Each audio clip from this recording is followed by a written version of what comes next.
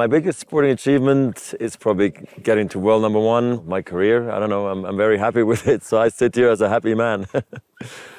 For me, something similar, but if I have to pick one thing, is 14 Roland Garros.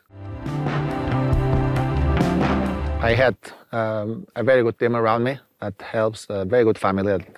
Since the beginning, I received probably the right values to keep growing.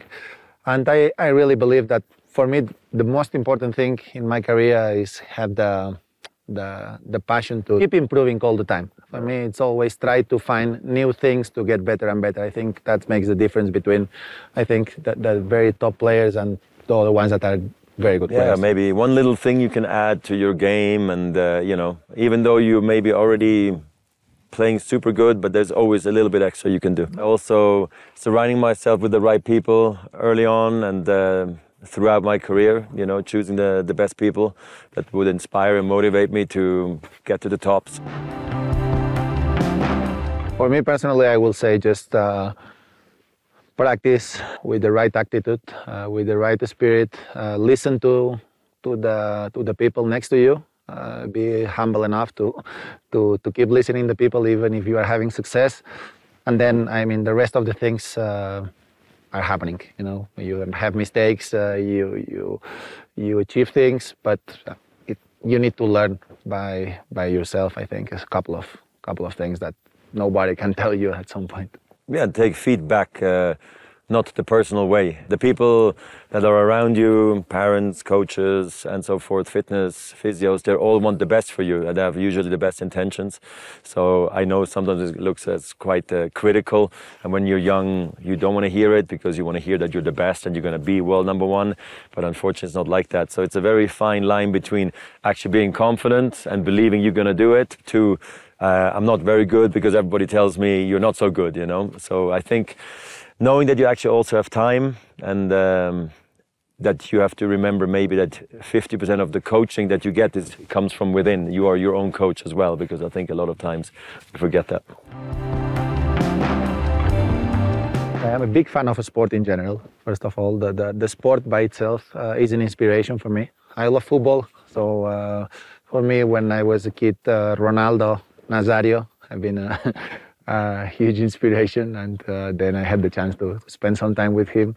But as a tennis player, for me, Sampras was a good inspiration, but Carlos Moya, that is my coach today, too. He was very next to me, and yeah, I think in some way he helped me a lot when I arrived on the tour. Yeah, I mean, obviously tennis players, me, Stefan Edberg, and then also Pete Sampras, special people in my life. Stefan Edberg also coached me for 2 years, so that was obviously super duper special. I mean, I love basketball growing up as well, so clearly Michael Jordan, and then also actually Shaquille O'Neal I looked up to. I thought, you know, that's just the funnest, coolest sport out there.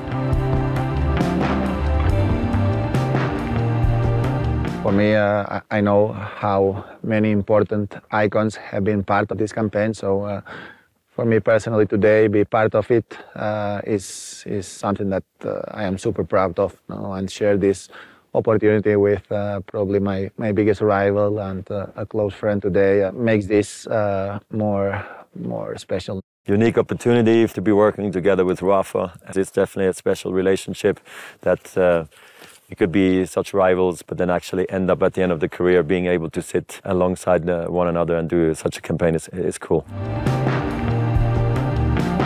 Shooting together with Annie Leibovitz was special. It was my third time, I believe. We've worked together, and again, super special, of course, very unique. I think also it embodies here everything. We're sitting sort of on the peak of the mountains, you know. Like I said before, I'm very proud and happy about my career and my playing days, but I'm also so happy it's over. And obviously also Rafa has reached his peak and, you know, tennis immortality with his career. So I think being out in the elements in a complicated situation is one we've had to endure for over 20 years, and I think being here together, doing the photo shoot together, I think is for us definitely very meaningful and very special. I am not used to the to the snow as Roger. He lives. First time he sees snow. He lives on the snow, so Okay, I don't feel my ears, but I am enjoying a lot the shooting, and yeah, I'm having fun. For me, if I have to spend 1 week here, will be different. But today I really enjoyed. I do remember, probably not him. I don't. When you won your first Wimbledon. Oh. I was which year was 2000? 2003. 2003.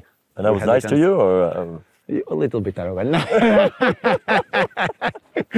No, come on. No, we were. I mean, you were honestly, you were super nice. I was just arriving on the tour. I'm a junior, so I was super shy to talk to you, but you were very nice. Yeah. I do remember your first match in Monaco. What year was that? Probably was 2003. Three also. Yeah. I mean, he was super young, so good, and of course, you know, we were all thinking, oh, another Spaniard, another clay quarter dirt baller, future top tenor, maybe probably even more, and he achieved everything. For me, I think the really special moment was when I was world number one in 2004, and I played you in Miami, and he actually beat me, which was maybe a surprise to some, but I kind of at that point... you were a little bit sick.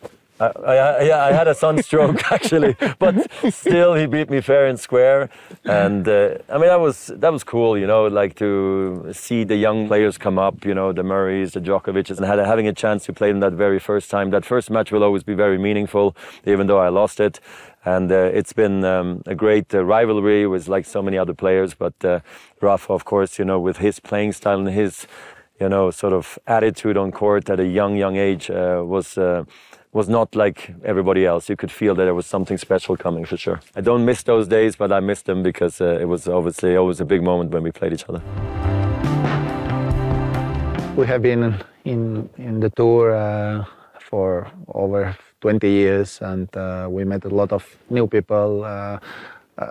And at the end, what really will make me feel really proud and happy is when I leave this world, if the tournament directors, the people who work on the tournaments, staff, ATP talks good about who I was on the tour or who I am as a person more than a tennis player. Because as a tennis player, at the end, we have the titles, we have the achievements, and that's how it is. I achieved more than what I ever dreamed about. No? So I mean, for me, at the end, the legacy in terms of human being, even for me, after achieve all the things that we achieve, I think for me is the most important thing, without a doubt. I hope if I'm remembered not only as a tennis player, but also as the person behind what I gave to the game and what I represented to the game, and it was less about all my Wimbledon victories or whatever it was. That meant a lot to me. So I think if I can be remembered more also as the personality other than just a player, that'd be great. And if I was a good role model for kids, I mean, that would make me happy too. And it would be nice, you know, like what Rafa said, if the people are happy to see us again. Not like, oh no, that guy again. No, hopefully that's the case. So, thank you. Hey, I did it. That was good.